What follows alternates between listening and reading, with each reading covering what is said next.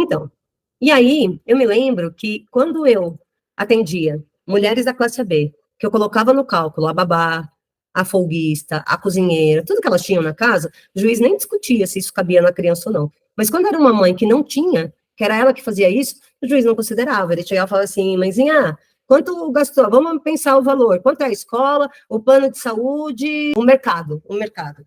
Pegava isso, a mulher também tem que ter sua responsabilidade e divide por dois. Vamos ver se o valor do pai dá certo. Vamos aplicar 30%, né?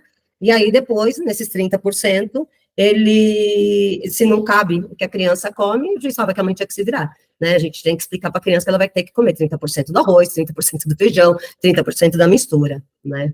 Enfim, e aí eu fui trazendo essa discussão, eu comecei a discutir isso, gente, em 2002, 2003, e aí eu fazia umas tabelas, as minhas ações de alimentos eram muito chatas, eu cobrava tudo muito certinho, o texto em si foi de 2016, mas assim, eu já sempre achei que tinha que ter esse cuidado. Meus pais se separaram quando eu tinha 10 anos de idade, e meu pai compartilhou completamente a convivência e responsabilidade, né? É óbvio que hoje eu sei que meu pai ficou com a melhor parte, porque minha mãe deixou de trabalhar, cuidou da gente, meu pai se separou, era funcionário do Banco do Brasil, então eu ia em altos restaurantes com meu pai, eu viajava com meu pai, com minha mãe não conseguia fazer nada disso. Hoje, eu entendo, mas meu pai levava no médico, a gente ficava metade do tempo aqui na casa do meu pai ia na reunião da escola, eu tive um pai muito participativo, e para mim isso foi muito bom. Quando meus pais se separaram, e hoje, olhando todo o contexto de violência, e eu sei que um marido violento não é um bom pai para criança, né? Eu acho que meu pai só foi se tornando um pai melhor depois que eles se separaram, porque cessou a violência dele com a minha mãe.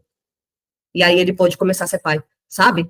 Então, e foi, a gente, assim, foi um laço bem importante, apesar de toda a dificuldade que era amar meu pai nesse lugar de violência. E eu trouxe para a gente refletir um quadrinho, né, que a Thaís Leão, Mãe Solo, sempre traz, né, ela tem o livro Mãe Solo, e ela tem o livro O Exército de uma Mulher Só, eu falei para vocês lá na primeira aula, e ela faz vários quadrinhos que ela traz isso daqui, né, por trás de toda supermãe tem um monte de responsabilidades mal divididas. Aí eu trouxe aqui também esse quadrinho, bem colorido. Mãe, nós contratamos algumas pessoas para te substituir enquanto você relaxa no Dia das Mães. A primeira vez que eu usei esse quadrinho no Poder Judiciário, ainda era processo físico.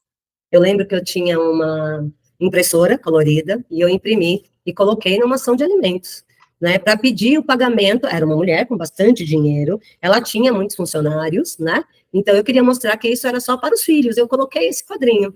O ano passado, né, eu vi essa tirinha da Elodângelo, né, que ela aqui está mostrando a invisibilidade. Se não tem almoço, se não tem roupa limpa, se não cuida dos filhos, quem é que está fazendo? É sempre uma mulher invisível, para que as pessoas possam fazer as outras coisas.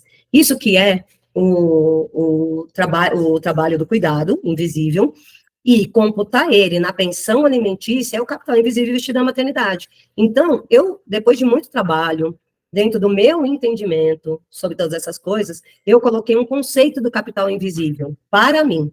Então, eu entendo que o capital invisível investido na maternidade é a contribuição não tangível e muitas vezes subestimada que as mães fazem para o desenvolvimento e bem-estar de seus filhos e da sociedade como um todo.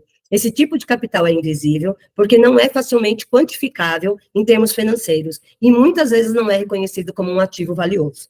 Então, se alguém hoje me pergunta, Ana, qual é o conceito do capital invisível investido na maternidade? Porque muitos juízes já sabem que existe. Alguns não, mas muitos sabem. A gente tem que contar toda aquela história de novo, de tudo que eu estou falando para vocês, os tratados internacionais. Não, a gente já pode dizer que o capital invisível da maternidade é essa contribuição não tangível, que ela não é precificada, que ela não é reconhecida como valiosa, mas que ela é imprescindível para a sociedade.